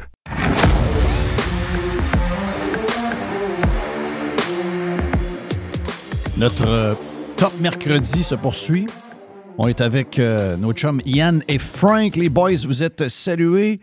J'ai une question pour vous autres pour commencer. Qu'est-ce qui fait que... Je sais que vous avez tweeté là-dessus, là, c'est pour ça que je vous pose la question, parce que moi aussi, j'ai eu le même raisonnement, puis c'est pas la première fois, c'est à peu près sur tous les sujets. Qu'est-ce qui fait que nos chroniqueurs sont capables de jouer à la girouette, d'être soit silencieux sur quelque chose qui n'a pas de bon sens, ou être carrément pour sur quelque chose qui n'a pas de bon sens?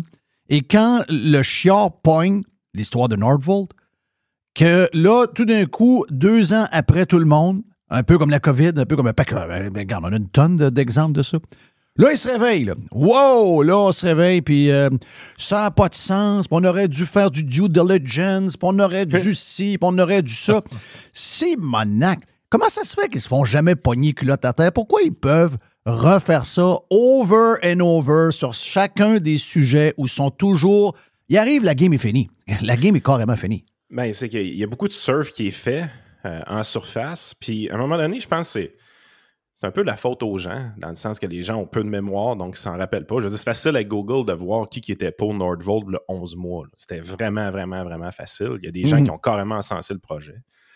Puis, il y avait toutes sortes de biais cognitifs à l'époque qui faisaient que les gens aimaient ça. Tu sais, il y avait le fear of missing out. Il y avait peur de manquer le bateau. Il faut qu'on participe à cette chose enlevante qui est les batteries. Il fallait qu'on soit dans la photo, ainsi de suite. Il y a beaucoup de gens qui ont trippé sur ça à ce moment-là, ou la plupart ont carrément ignoré parce que ça restait un sujet quand même économique. Fait qu'il y a quand même très peu de chroniqueurs politiques qui en ont parlé. Mais quand ils sentent qu'à un moment donné, tout le monde parle d'un sujet, ben là, ils embarquent et ils disent hey, moi aussi, je veux en parler, je veux faire partie de la photo, ainsi de suite. Mais à quelque part, l'électeur moyen ou le consommateur de médias moyen ne tient pas rigueur du manque de cohérence puis du fait que les opinions de ces gens-là ne passent pas l'épreuve du temps. Puis la raison pourquoi ça passe jamais l'épreuve du temps, les affaires, c'est qu'ils vont jamais en profondeur sur ce sujet. Je vais faire une parenthèse avec Emmanuel Latraverse, qui est peut-être la seule qui a bien identifié ce qui s'est passé avec Nordvolt à date. Elle dit, généralement, quand les gouvernements essaient de décider c'est qui les gagnants et les perdants, ils vont se tromper. C'est la seule dans les médias traditionnels qu'on a entendu dire ça. Oui, sauf qu'elle a dit là. Oui, je sais. Mais ce que je veux dire, c'est que les autres, c'est qu'est-ce qu'ils nous disent en réalité? Les libéraux, par exemple, qu'est-ce qu'ils nous disent? Nous autres, là, Nordvolt ne serait pas arrivé. Nous, on aurait mieux inspecté la compagnie puis on en aurait choisi une meilleure. Oh, il aurait fait pareil. Il aurait fait pareil? Ben oui, c'est ça. Ben oui. Même chose que le PQ. C'est la même chose que, en fait, la CAQ fait exactement ce qu'elle reprochait aux libéraux. Tu sais, François Legault, là, on peut ressortir des vieux tapes de lui où il déchirait sa chemise sur les libéraux et la cimenterie McKinnis.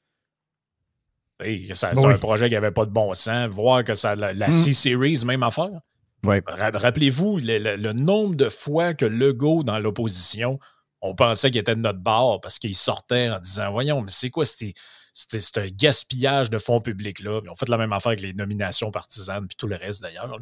Mais c'est ça l'affaire, c'est que en fait, on dirait ce qu'on se rend de plus en plus compte, c'est que non seulement tu as une population qui ne comprend pas que c'est pas le rôle de l'État de faire ça. Ça, c'est le premier problème qui est fondamental. Donc, les médias sont un peu à l'image du monde. Ils ne comprennent pas plus ou ils font semblant de ne pas le comprendre. Puis, en plus de ça, tu as une machine. Tu sais, le fameux, on parle sur beaucoup de monde qui dérape avec ça, le fameux Deep State. Là.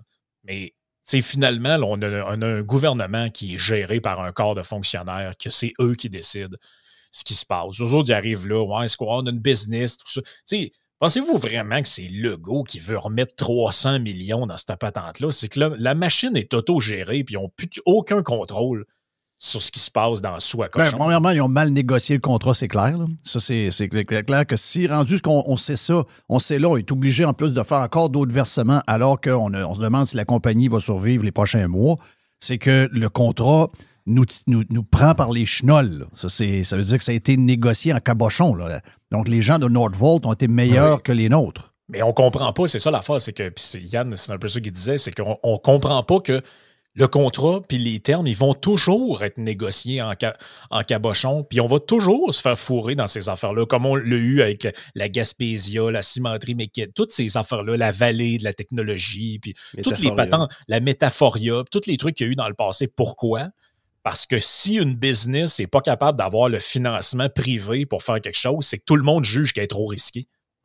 Donc, si tu as besoin d'avoir le gouvernement qui met le cash dedans, c'est déjà en partant que tu as une sélection qui est faite que le projet est probablement pas viable. Parce que si le projet était viable, personne n'irait têter le gouvernement. Il y aurait un Buffett quelque part ou un investisseur qui dirait hey, oui, ça c'est l'avenir, il y a du cash à faire, je vais mettre mon cash là-dedans. Combien vous avez besoin?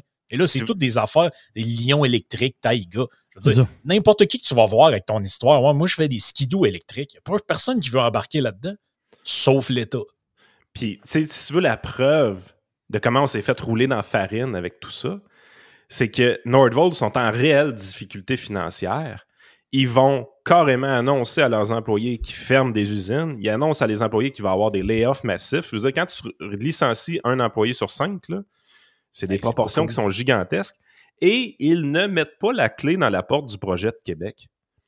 Ça, ce que ça veut dire, là, c'est que pour eux, là, la voie du salut pour cette entreprise-là, c'est les méga subventions que le gouvernement du Canadien et le gouvernement québécois vont leur donner.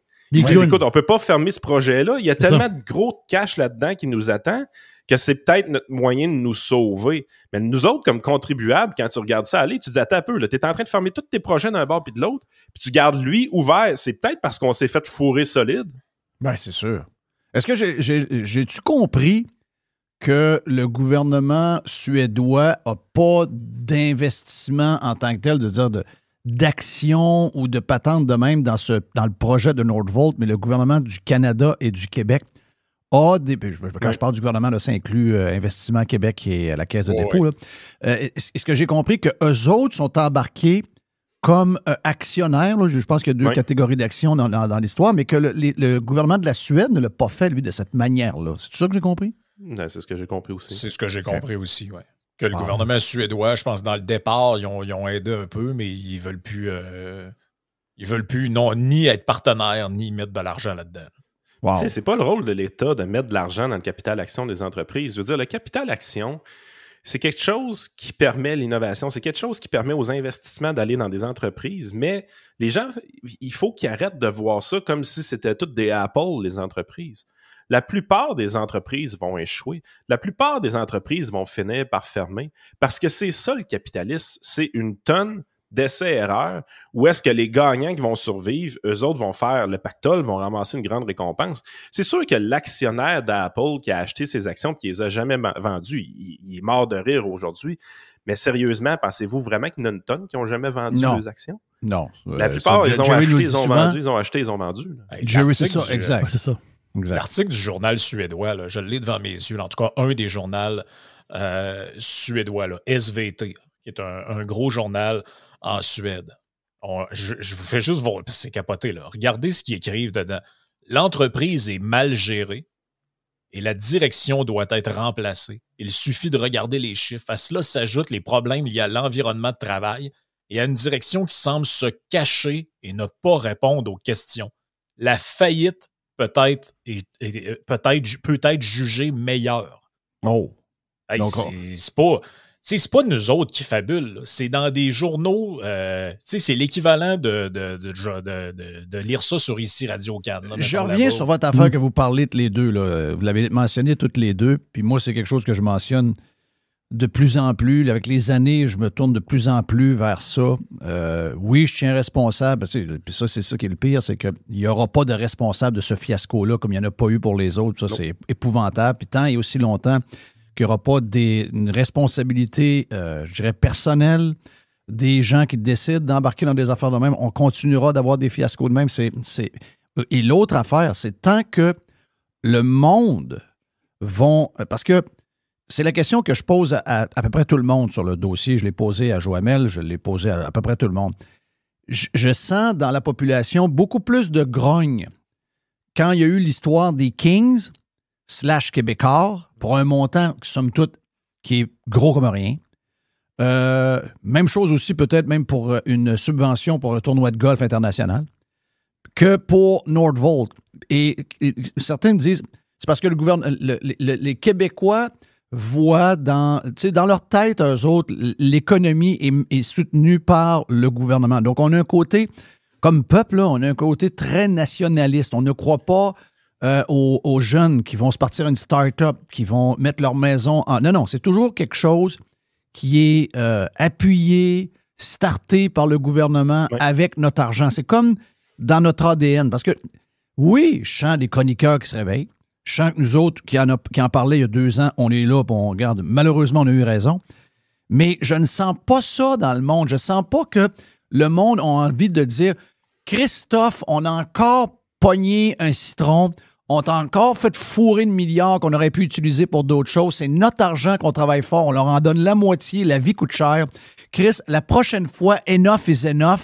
S'il y a un parti politique qui dit « C'est fini les subventions, c'est fini l'impôt des entreprises. Anyway, c'est le même montant.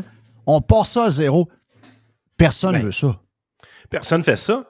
Puis on pourrait déjà le faire. Parce qu'il y en a d'autres projets bidons. Télésat, ça fait même pas quelques semaines, ça fait 1 ou 2 semaines, on a annoncé... C'est dégueulasse, ce projet-là. Le Carrément gouvernement dégueulasse. du Canada a annoncé des investissements majeurs de ce côté-là, au-dessus de 2 milliards. Au-dessus de 2 milliards de dollars qui est mis dans Telesat par le gouvernement du Canada. On leur fait un prêt là, à 4,75 %. Christy, vous n'êtes même pas capable d'emprunter à ce taux-là pour votre maison. Exact. On leur fait des taux à 4,75 % à Telesat. Puis c'est quoi Telesat? Grosso modo, là, c'est Starlink poche. Exact, c'est sûr. C'est Starlink qui ne marchera pas. C'est ça. C'est ça, c'est Starlink qui marchera. Ouais, mais là, c'est ça l'affaire. C'est que tant et aussi longtemps qu'on se désintoxique pas tous, là, je ne parle pas aux gens qui nous écoutent, puis à nous autres autour de la table, là, mais je parle de la population en général. Là. Tant aussi longtemps qu'on ne se rende pas dans la tête que ça va inévitablement virer de même. À un moment donné, ça n'en prend combien des exemples? Le panier bleu qui devait devenir Amazon. L'autre qui essayait de faire tomber Spotify avec Cube Music. Il s'est rendu où toutes ces affaires-là? C'est toutes des affaires qui sont disparues. Cube Music. C'est quoi qui s'est passé avec ça, Cube Music? Il s'est rien passé avec Cube Music. C'était supposé de faire tomber Spotify, ce Cube Music. Là, regarde, la liste, là, elle est infinie. Là. Des plateformes puis des cossins qu'on a essayé de développer, qu'à toutes les fois, ça va être le meilleur au monde. Puis c'est pas une question d'être bon ou pas bon. C'est ça qu'on disait dans le podcast un matin, c'est il faut, si tu veux partir quelque chose, là, d'un, si tu refais la roue, ça ne marchera jamais. T'sais, mettons que des gens nous écoutent, font Yann et Frank, j'aime ça, ou Radio Pirate, j'aime ça, m'ont faire la même affaire. Ben oui, mais des Jeff Fillion, il y en a juste un Jerry, il y en a juste un, Yann, il y en a juste un. Il faut que tu trouves ta propre personnalité, ton propre affaire, puis là, ça va peut-être marcher.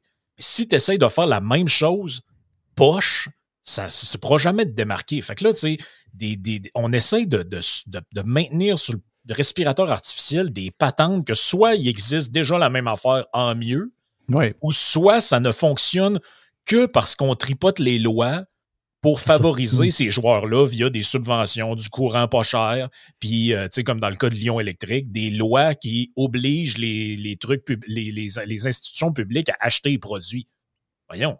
C'est sûr que si le gouvernement fait une loi qui dit que les gens sont obligés d'écouter mon podcast, je vais peut-être avoir plus de vues que j'en ai en ce moment. C'est sûr. Tu joues avec la législation pour t'avantager. Mais ça, c'est un aveu que ton truc, il marche pas, puis il ne peut pas marcher. Fait que, tu sais, comme pour une fois, l'intervention était bonne, fait qu'on peut le dire, mais comme Yann disait avec l'affaire de la traverse, il faut qu'on comprenne que le rôle de l'État, c'est de favoriser un environnement où les business marchent, où ils ne sont pas étranglés par les taxes, les impôts, la fiscalité, les règles débiles.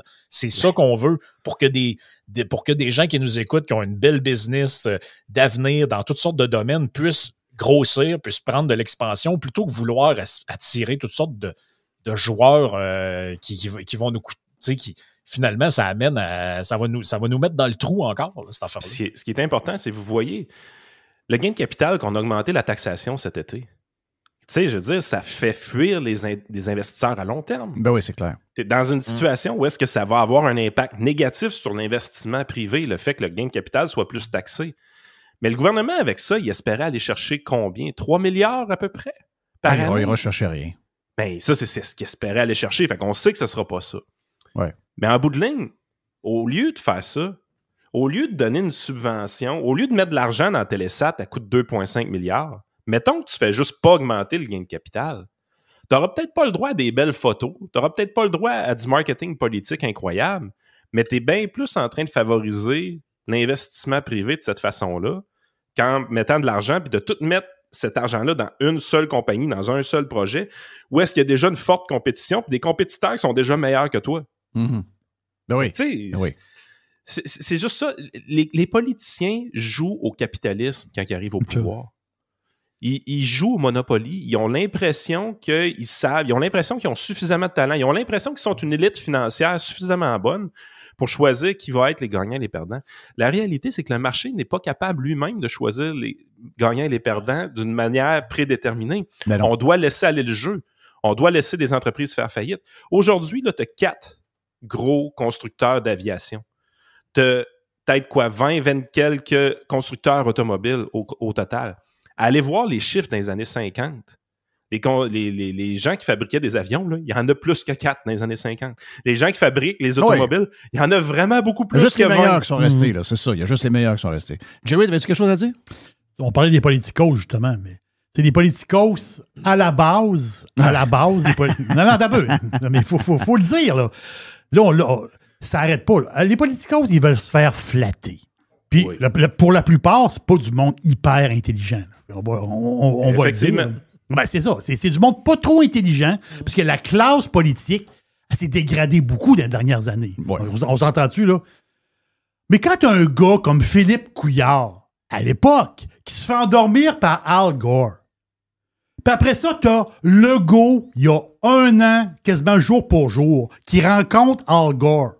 Puis Al Gore, il dit que cet homme-là est un héros. Al Gore, il dit que Legault, c'est un héros pour la lutte climatique. Ouais. Legault, il sort de la réunion. Mais il veut juste Al Gore me dit que j'étais un héros green. Hey, Isabelle.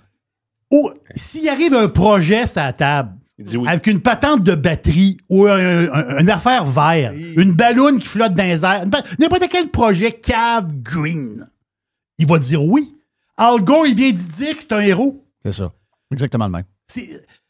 À la base, les politiciens, c'est du monde pas fort qui se font manipuler par des gars beaucoup plus intelligents qu'eux autres. Puis la plupart du temps, ben, c'est ça. C'est ça qui arrive. Ouais. C'est la résultante de ça. Là. Oui, puis en plus, ils sont obsédés. Ils sont obsédés par leur héritage, ces gens-là.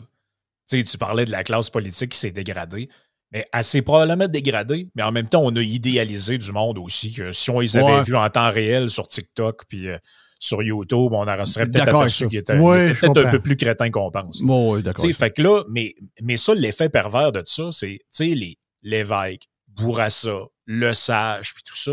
Ces gens-là, c'est des gens avec un leg. Tu sais, le fameux leg. Rappelez-vous de la bombe. Faire plaisir à Vincent Gelozo. Puis avec raison, rajoute Duplessis. Oh oui, ben on peut toutes les mettre là-dedans. Parce qu'ils ont un leg. Mais c'est ça. Mais ces gens-là ont un leg. Et comme on a comme idéalisé ça, on les a mis sur un piédestal. Tu sais, René Lévesque, ça n'a jamais rien fait de mal. Puis Bourassa non plus, puis tout. Les politiciens d'aujourd'hui, de faible qualité, sont un peu obsédés, eux autres aussi, par avoir leur face dans un livre d'histoire. Comment on va se rappeler de moi? Puis là, Legault, lui, regarde... Lévesque, la statue, il y a une cigarette? Oui. Bon, désolé pour Legault, mais il n'y aura pas d'autre chose qu'un masque, là. Ouais. Si tu veux une cigarette, il faut qu'il y ait une statue avec sa femme. Ou ils vont peut-être y mettre une senteur de cigarette, ça va être la cigarette d'Isabelle. C'est ça. Mais c'est ça, sont obsédés par le leg, ces gens-là. Et là, lui, il se ramasse au bout de 6 ans, puis le leg, comme tu dis, à part nous avoir confinés, puis avoir joué d'un voile, puis ces affaires-là, il n'y a pas grand-chose. Finalement, c'était grosse annonce, petit magasin. Fait que là, eux, ils essayent de se dire, ouais, mais là... Tu sais, on va essayer de s'inscrire dans l'avenir, tout ça. C'est pour ça qu'il joue avec des gros projets risqués de même, puis ils mettent notre argent là-dedans. Parce que lui, là, son rêve ultime, c'est que dans le futur, des gens ouvrent des livres d'histoire, puis qu'ils disent, hey, ça, c'était le premier ministre visionnaire. Lui, il avait vu les batteries quand personne n'y croyait. Là. Même l'industrie était sur le bord de foirer. Mais lui, il avait vu ce que personne n'a vu. Tu sais, un peu comme les histoires qu'on se raconte, là. Hey, Jean Drapeau, lui, là, quand personne voyait ça, il a fait construire le métro. Qu'est-ce qu'on serait aujourd'hui sans métro? C'est pour ça qu'il faut avoir des vrais visionnaires à la tête de l'État. Et c'est eux, ils sont complètement dans ce Kool-Aid-là. Non, mais le gars, c'est pas Steve Jobs, là. Tu sais, à un moment donné, Christophe, là... Non, mais il est à la tête d'une formation politique dont la seule idée est le culte de sa personne. Là. Je veux juste dire. Mais lui, il pense qu'il est Steve Jobs. Oh oui. T'sais, toi, tu sais qu'il n'est pas Steve Jobs. Jerry, tu le sais. Sauf que... il n'est pas Elon Musk non plus. Ou je sais pas, moi, Chris. Pas dans sa tête, il se pense pas mal plus gros. Nous autres, on le voit, on le sait qu'il est un peu de nous. On le sait. C'est à la Kazoo, là. Ben oui, on le sait. Là. Ben oui, ben là, le fromage. On le sait. Là. Mais lui, il ne sait pas, là. Parce que... Si tu penses que t'as capoté quand t'as vu Jill être au bout de la table avec les documents qui venaient à la réunion à Maison-Blanche. Je te croyais pas. Puis quand j'ai vu dis-toi qu'à Québec, c'est la madame aux cheveux courts. Là. C'est ta cliente de restaurant qui mène. Donc, et ta cliente, la cliente de restaurant, elle dit, c'est toi le meilleur, c'est toi ci, c'est Oui. toi ça. Lui, il croit ça, là. Comme Lui, Biden il après pense- le débat. Là. Ben Quand oui. Jill Quand elle allait le chercher par la main? elle est allée le chercher par la main, puis lui, il est trop fraise à côté, puis elle a dit « T'étais bon, t'étais t'as bon. répondu Il est à à toutes côté, les hein, mais, questions. Puis qu'est-ce que Trump a fait? Il a menti! » Oui. Et il ment L'autre- tout le Hey, temps. c'était malaisant, ça. Ça, c'était malaisant, cette vidéo-là, mais ça ressemble un peu à ça, d'après moi. Là. Ouais. PM avec sa femme. Là. Hey, il y a plus de Yann et Frank, bien sûr, sur leur propre podcast, mais également sur la version Prime de Radio Pirate. Déjà mercredi, on a fait un estifié de beau tour. C'est donc bien le fun. Et demain, on lance le week-end, les amis. Déjà, demain, c'est jeudi. C'est ça. Il nous reste encore deux bonnes journées pour s'en aller vers le vrai de vrai week-end. Voir du monde, des amis, faire un petit lunch, prendre une petite bière, faire du golf, je sais pas, hein? Écouter du football. Donc, on s'en vient vers la fin. Donc, demain, on lance le week-end sur Radio Pirate. See ya.